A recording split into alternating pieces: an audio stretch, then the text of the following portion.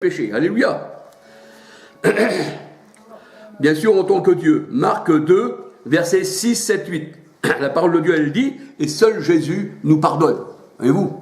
Parce que c'est seul le Seigneur qu'on l'enfonce. On peut offenser un homme, alors on demandera à cet homme s'il ne peut pas nous pardonner. Mais pour nos péchés qu'on fait contre l'Éternel, pardon, seul lui nous pardonne.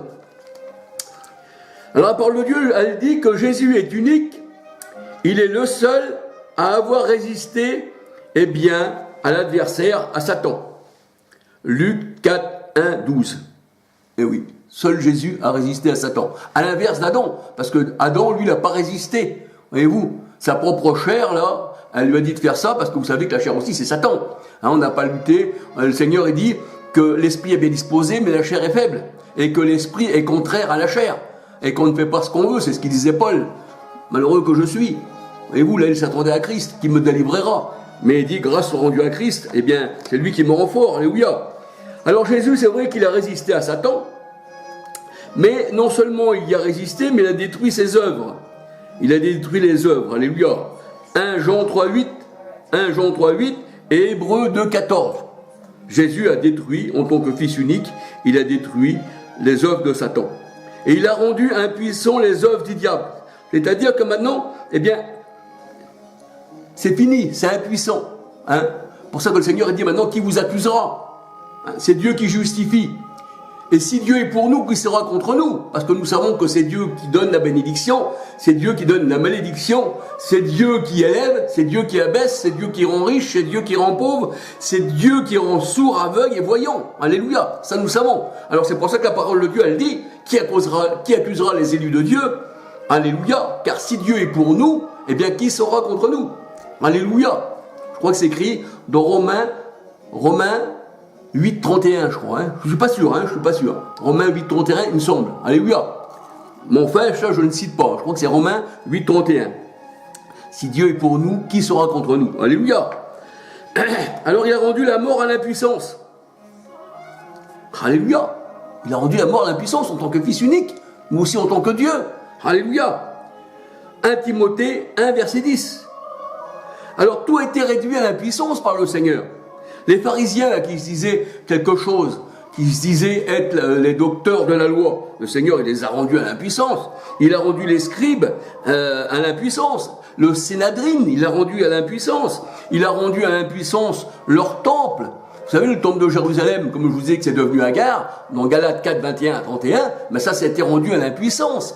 Et c'est fini, c'est écroulé, c'est balayé, et on passe à autre chose. Maintenant, le nouveau temple, c'est nous, avec les lois de Dieu dans notre cœur. Alléluia. Alors, le Seigneur, il a rendu tout à l'impuissance. Alléluia. La parole de Dieu, elle dit que le Seigneur, eh bien, c'est lui qui sonde le cœur et les reins. Alléluia. Parce que pas un homme ne connaît les pensées des hommes comme Jésus-Christ. Alléluia. Parce que le Seigneur Jésus, il connaissait ce qu'il y avait dans l'homme. Pour ça que le Seigneur, il dit qu'il sonde le cœur et les reins. Pour ça qu'on voit que Jésus, eh ben, il était Dieu. Alléluia. Et il est toujours Dieu. Alléluia. Parce que son nom Jésus, c'est Dieu Sauveur, mais c'est aussi le nom de l'Éternel. C'est pour ça que Jésus disait, moi et le Père, un, mais le Seigneur, il dit, je suis venu au nom de l'Éternel. Alléluia.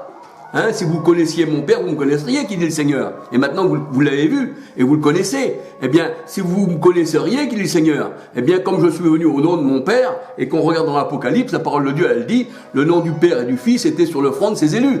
Et pourtant, c'est qu'un seul nom, Jésus-Christ. Alléluia. C'est pour ça qu'on dit, baptisez-les au nom du Père, du Fils et du Saint-Esprit. C'est que Jésus-Christ. Alléluia. Il n'y a pas 36 noms. Alors, la parole de Dieu nous dit, pas un seul homme ne connaît les pensées des hommes comme Jésus. Alléluia. Jean 2, versets 23, 24, 25. Il sonde le cœur et les reins. Apocalypse 2, versets 18, 28. Apocalypse 2, versets 18, 28. Si Jésus n'était pas Dieu, il ne pourrait pas connaître la pensée des cœurs. Alléluia. Il ne pourrait pas connaître la pensée des reins. Il ne pourrait pas soutenir les reins, on va dire. Il ne pourrait pas sonder les reins. Alléluia. Alors la parole de Dieu, elle dit que Jésus est unique encore une fois, car il a tout créé. Alléluia. Il est le créateur de toutes choses. Jean 14, versets 7 à 10. Là on voit encore que, eh bien, ce n'est pas qu'un homme, c'est aussi l'Éternel. Alléluia. Jean 14, versets 7 à 10.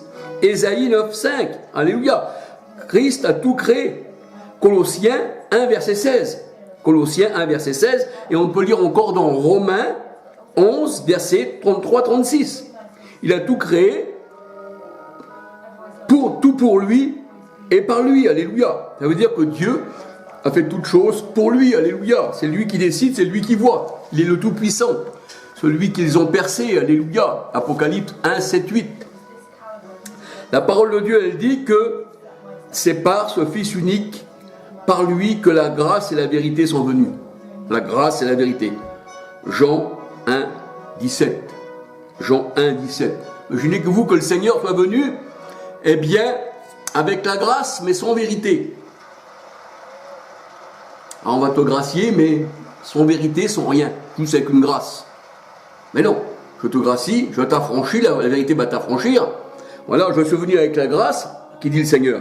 Mais je suis venu aussi, eh bien, je suis venu, c'est par lui que la grâce et la vérité sont venues. Et le Seigneur a dit, eh bien, aussi la vérité. Mais s'il y a eu une vérité aussi sans grâce, à quoi ça nous aurait servi?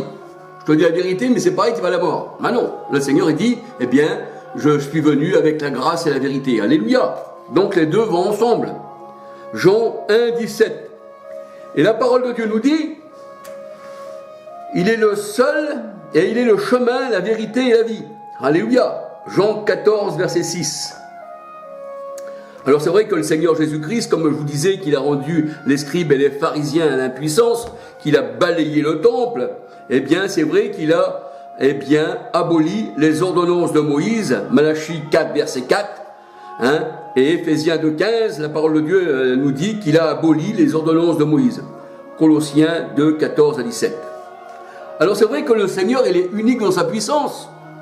Alléluia. Il est le Tout-Puissant. Apocalypse 1, verset 7, 8. Ah oui, en tant que Fils unique, il est tout-puissant. En tant que Dieu qui agit en lui, c'est un Fils unique, parce que voilà, alléluia. Alors la parole de Dieu, elle dit, il a accompli des miracles fantastiques. Le Seigneur Jésus a accompli des miracles fantastiques, il a guéri des malades, dominé la nature, la mer, le vent. Alléluia. Il a ressuscité les morts. Alléluia. Et pourquoi qu'il a ressuscité les morts? La parole de Dieu nous dit, parce que Jésus est la vie.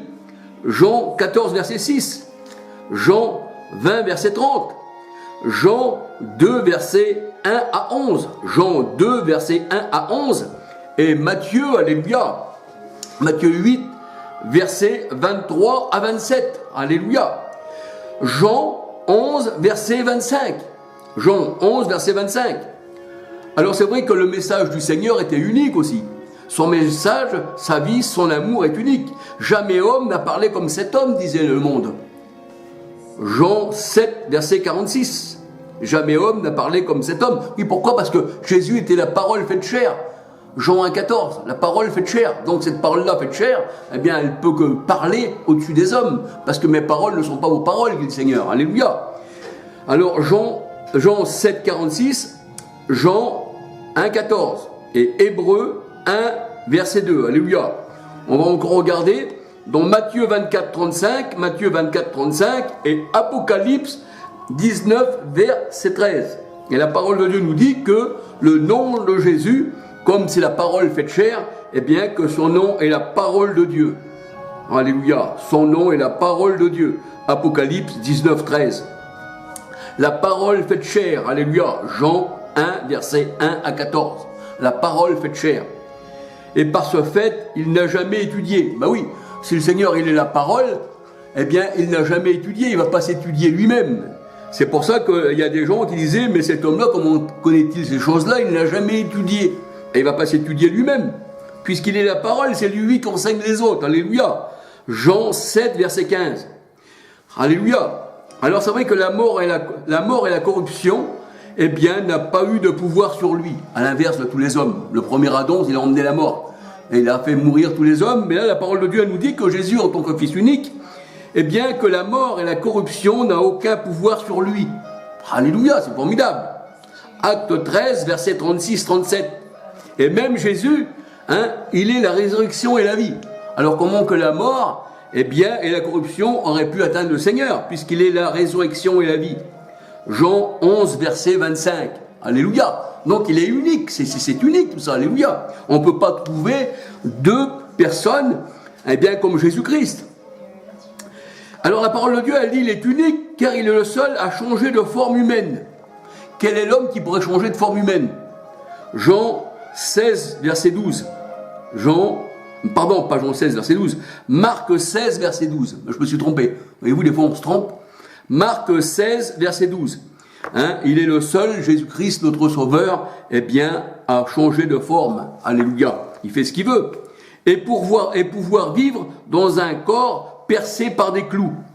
Jésus, quand il s'est présenté à Thomas, c'était le même corps qui était sur la croix, qui avait été percé par les clous, par les pieds, par les mains, par les clous, sur le côté, par la lance romaine. Et quand Thomas disait, moi si je ne vois pas en face, si je ne mets pas mes mains dans ses pieds, dans la marque de ses clous, je ne croirai pas. Et là, le Seigneur Jésus-Christ est venu, et il a dit à Thomas, viens, mets tes mains, mets tes doigts où j'ai été percé. Et Thomas, quand il a vu ça, l'incrédule, là il a cru, il va bouger. Et il dit, mon Seigneur est mon Dieu. Et le Seigneur Jésus-Christ, il dit, parce que tu as vu, tu as cru. Et on voit que là, le Seigneur, il pouvait vivre dans un corps percé par des clous et aussi transpercé par une lance, la lance romaine.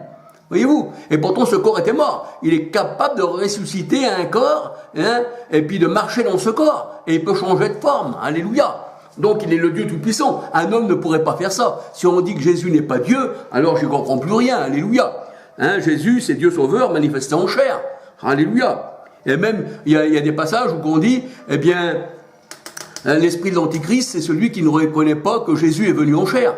Mais on pourrait aussi bien, traduire l'Antichrist, puisque Jésus veut dire Dieu sauveur, on pourrait aussi bien dire l'Antichrist, c'est celui qui ne connaît pas que le Sauveur est venu en chair.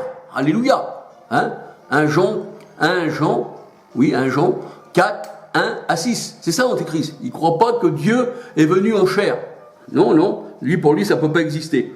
Alléluia. Alors c'est vrai que la lance romaine, là, elle a transpercé le corps du Christ, du Seigneur, alléluia, et Jésus vivait dans un corps percé par la lance et par les clous. Jean 19, 34. Jean 20, versets 25, 26, 27, 28. Alléluia. Et être adoré comme un agneau immolé. Apocalypse 5, verset 6, 12. Apocalypse 5, verset 6, 12. Alléluia. Et c'est vrai que Thomas disait, dans Jean 20, 28, quand il a vu là, que Jésus-Christ, notre Sauveur, Jean 20, 28, qu'il était percé par les clous, qu'il vivait dans ce corps, là, alors qu'il était mort, le corps à la chair, parce que la parole de Dieu, elle dit, il est mort quant à la chair, mais toujours vivant quant à l'esprit. On ne peut pas transpercer Dieu. Car Dieu était en Christ, on ne l'a pas transpercé, l'Esprit en Christ, le Père en Christ, parce qu'il vivait par le Père, le Seigneur Jésus-Christ. Mais c'était simplement sa chair, par laquelle il habitait, qui a été transpercée. Alléluia. Alors c'est vrai que c'est grand, c'est un mystère, alléluia. Le mystère de la piété, c'est ça le mystère de la piété. Il y a le mystère de l'iniquité aussi, ça c'est la grande Babylone. Alors s'il fallait que je continue, je crois même que ce livre ne serait pas assez grand pour vous parler de Jésus, le Fils unique de Dieu. Alléluia. C'est écrit dans la parole de Dieu, Jean 21, 25. Alléluia. Alors c'est vrai que le Seigneur Jésus-Christ, il est vraiment unique. Alléluia. Puisqu'il pouvait vivre dans un corps percé, par les clous, par une lance. Alléluia. Et que, ce corps-là, le Seigneur se servait de la chair pour venir parmi les hommes. Alléluia. Ça c'était le Dieu véritable qui était en Jésus-Christ, qui a pris chair, qui est venu, et puis qui nous a sauvés. Alléluia. Alors bien sûr, le Seigneur, il s'est présenté à ses disciples. Il a fait des miracles. Il a fait beaucoup de choses. Alléluia. Et vous savez que les miracles n'ont pas été faits au hasard. Les miracles ont été faits justement pour que les gens croient à la parole de Dieu. C'est pour ça que je voudrais faire aussi une petite recherche sur les miracles. À quoi ils servaient. Quand on regarde Moïse, je vais sûrement vous en parler encore un petit peu là, puisque je vois que sur la caméra, j'ai un peu de temps. Quand on voit Moïse, le Seigneur à Moïse, il lui dit, va délivrer mon peuple d'Égypte, Moïse. Mais Moïse, il dit, mais Seigneur éternel, comment moi irai-je? Un homme comme moi, qui n'a pas la langue facile, qui n'est pas très bien dans mon langage, comment irai-je moi devant Pharaon, roi d'Égypte, pour délivrer ton peuple? Mais ils ne me croiront jamais. Ils ne me croiront jamais. Jamais ils me croiront. Mais je ne peux pas parler. Mais le Seigneur a dit, qui c'est qui a fait la bouche, la langue? Qui c'est qui a fait les yeux? Qui sont qui rend aveugles, voyants ou sourds ou entendants?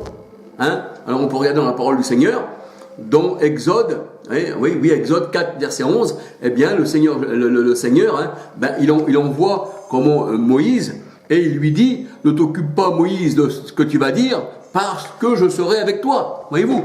Eh bien quand Dieu est avec nous, on sait ce qu'on a à dire. Mais Moïse il dit, mais ils ne croiront jamais, Seigneur. Mais l'Éternel, ils ne croiront jamais, Seigneur éternel. Alors le Seigneur il dit à Moïse, le Seigneur dit à Moïse, qu'est-ce que tu as dans ta main, Moïse? Alors Moïse il dit, Seigneur éternel, un bâton. Il dit, prends ton bâton, Moïse, jette-le par terre. Et le bâton là était devenu un serpent. Et là Moïse avait peur du serpent. Il dit, prends-le par la queue et tire-le, Moïse. Et là, eh bien, on voit que le bâton revient. Et dans le pays d'Égypte, eh bien, la parole de Dieu, elle dit que quand eh bien, les gens voyaient cela, quand ils ont vu la mer s'ouvrir, quand ils ont vu toutes ces choses-là, tous ces miracles, eh bien, la parole de Dieu, elle dit, ils crurent en l'Éternel et ils crurent en Moïse. Alléluia! Parce qu'il fallait qu'il y ait des miracles pour les hommes. Et dans la parole de Dieu, c'est pareil. Quand le Seigneur Jésus-Christ est venu, eh bien, il a fait des miracles. Comme le premier, la parole de Dieu nous dit, eh bien, dans le premier miracle, le miracle de Cana, de l'eau changée en vin, eh bien, la parole de Dieu nous dit que ses disciples, voyant cela, crurent en lui. Voyez-vous? Fallait présenter des miracles aux gens pour qu'ils puissent croire. Parce qu'ils ne croyaient pas s'il n'y avait pas de miracle. Et même les pharisiens disaient au Seigneur Jésus-Christ, eh bien, quel miracle fais-tu pour que nous croyions en toi? Et même le Seigneur disait encore, si les miracles qui avaient été faits à Sodome et Gomorrhe, il y a longtemps qu'ils se seraient repentis. Et malgré les miracles qu'il avait fait parmi eux, la parole de Dieu, elle dit, eh bien, ils ne croyaient pas en lui. Voyez-vous, c'était ça, c'était les miracles. Mais vous savez que quand Moïse, eh bien, avec tous les miracles qu'il a fait en Égypte, par la main de l'Éternel, pas lui, par la main de l'Éternel, eh bien, quand il est rentré dans le pays de Canaan, eh bien, la parole de Dieu, elle dit, les miracles, c'est ça. Parce qu'ils n'avaient plus lieu d'être, puisqu'ils étaient rentrés dans le pays. Mais aujourd'hui, nous, le Seigneur, il a vaincu le monde. Il a châtié le monde. Et il a mis le monde KO. Alléluia. Il a écrasé la tête à Satan. Et la parole de Dieu nous dit, eh bien, les prophéties disparaîtront, tout disparaîtra, et, eh bien, seule la parole de Dieu demeure. Alléluia. Ça veut dire qu'aujourd'hui, eh bien, nous sommes libres. Le Seigneur a accompli la loi et les prophètes, il a tout accompli, et il dit, ce qui remplace la loi et les prophètes, maintenant, eh bien, c'est l'amour. Parce que l'amour, c'est la loi et les prophètes. Aujourd'hui, si vous parlez de prophètes aujourd'hui, que vous parlez de prophétie aujourd'hui, que vous parlez de toutes ces choses-là, eh bien, vous êtes carrément à côté de la plaque du Seigneur. Alléluia. Parce que les miracles, parce que toutes ces choses-là, le Seigneur, il dit, ça avait un but. C'était pour que le peuple, eh bien, puisse croire. Alléluia. Mais aujourd'hui, si vous voulez voir des miracles, alors vous n'allez plus marcher par la foi, mais vous allez marcher par la vue. Et la parole de Dieu, elle dit, eh bien, le juste marche par la foi, mais non par la vue. Alléluia. Et nous ne regardons plus aux choses visibles, la parole de Dieu nous dit, mais on regarde à l'invisible. Parce que les visibles, tous ces miracles, tous ces sacrifices, tout ça, c'était passager. Mais le Seigneur a dit maintenant, eh bien, on ne regarde plus à l'invisible, au visible, pardon, mais on regarde à l'invisible. Parce que les invisibles sont éternels, tandis que les visibles étaient pour un temps. Alléluia. Alors c'est vrai que dans la parole de Dieu, comme je dis, Jésus, eh bien, il est fils unique. Eh bien, c'est vrai que le Seigneur, quand il est venu, eh bien, il n'y avait pas homme comme lui. Ah non, il n'a pas connu la corruption. Et la mort n'avait aucun pouvoir sur lui. Alléluia. Et c'est vrai parce qu'il dit, je suis la résurrection et la vie. Alléluia. Et le Seigneur était le maître de tout. Alléluia. Il pouvait aussi bien, la parole de Dieu, elle dit que Dieu fait mourir, mais Dieu fait vivre. Alléluia. Dieu donne la bénédiction, mais Dieu donne la malédiction. Là, on voit qu'il n'y a pas de personne à côté de Dieu. Une personne, un diable, paraît-il, un diable possesseur qui, lui, se partagerait le mal, et puis l'Éternel, il se partagerait le bien. Et chacun aurait des pouvoirs à sa manière. Alors que le Seigneur a dit, c'est moi le Tout-Puissant, et quand j'ai châtié l'Égypte, que j'ai mis les 10 plaies d'Égypte, eh bien, je ne donnerai pas ma gloire à un autre. Et si j'ai fait ça à l'Égypte, disait le Seigneur, c'était pour montrer ma gloire. Alors on pourrait dire, mais alors si alors le Seigneur, c'était pour montrer sa gloire, qu'il ne donne pas sa gloire à un autre, ben c'est bien lui qui a fait ça justement, eh bien pour prouver sa puissance. Alléluia. Il n'y aurait pas eu un prince de Tyr qui serait venu là, puis qui aurait mis les fléaux sur l'Égypte. Alors il aurait même pu travailler pour lui, le prince d'Égypte. Il aurait même pu travailler pour lui, il aurait travaillé pour l'Éternel, il serait au service de l'Éternel. Voyez-vous? Donc ça serait même plus un ennemi de Dieu, ça serait un ami de Dieu. Parce qu'il dirait, voilà, toi tu fais ça, mais moi je te châtie. Mais le Seigneur a dit, c'est moi qui châtie, mais c'est moi aussi qui pardonne. C'est moi qui forme la lumière, et c'est moi qui crée les ténèbres. Alléluia. Et c'est ce qu'il a fait le Seigneur Jésus-Christ quand il est venu. Le Seigneur Jésus-Christ, quand il est venu, je crois que c'est dans Jean. On va regarder, oui, Jean, je ne veux pas me tromper, parce que des fois les versets m'échappent. Alléluia. On va regarder quand même si je tombe sur le verset. Jean 9, alléluia. Jean 9. Ah voilà. Alors Jean 9, 39. Hein? Comme on dit que c'est Dieu qui rend aveugle et c'est Dieu qui rend voyant. Alléluia. Jean 9, 39. C'est le Seigneur Jésus qui parle, hein? Jean 9, 39. Puis Jésus dit, je suis, ma Bible est un peu déchirée, enfin, Jésus dit, je suis dans ce monde pour un temps, que ceux qui ne voient point et que ceux qui voient deviennent aveugles. Voyez-vous? Que ceux qui ne voient point et que ceux qui voient deviennent aveugles. Voyez-vous? Ça veut dire que le Seigneur, lui, dans sa parole, il dit que c'est lui qui rend aveugle, mais c'est lui qui rend voyant. Alléluia. Hein? Et même on voit, de toute façon, on le voit dans Acte 9. Quand Saül, hein, il se met contre Dieu, quand il a des lettres, hein, qui combat contre l'Église, et là, eh bien, le Seigneur, il l'avait rendu aveugle, il ne voyait plus rien, il tâtait. Je suis Jésus que tu persécutes, et là, le Seigneur, il le met aveugle. Eh oui. Puis après, le Seigneur, il dit, voici, tu iras dans la maison d'Anania, il priera pour toi et tu retrouveras la vue. Voyez-vous? Alors là, c'est le Seigneur qui avait rendu aveugle, mais c'est aussi lui, parce qu'Anania, il priait pour lui, et là, il a retrouvé la vue, et comme des écailles de serpent tombaient de ses yeux, et